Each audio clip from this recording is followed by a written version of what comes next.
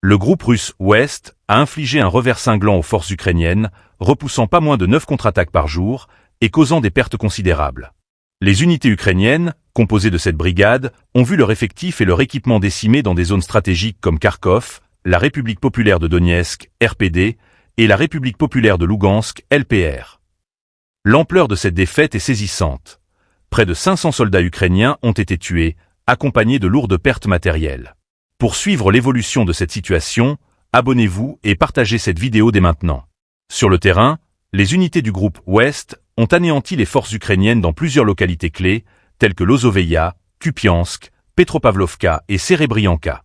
Ces zones, situées à la frontière des régions de Kharkov, de la RPD et de la LPR, ont été le théâtre d'intenses combats, dans lesquels les brigades ukrainiennes telles que la 14e, 53e et 66e mécanisée, ainsi que la 25e aéroportée et d'autres unités, ont été incapables de contenir l'offensive russe.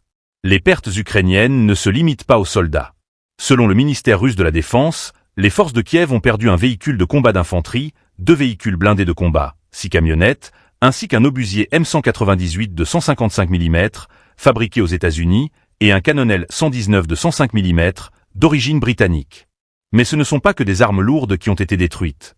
4 dépôts de munitions ont également été anéantis dans cette série de frappes dévastatrices.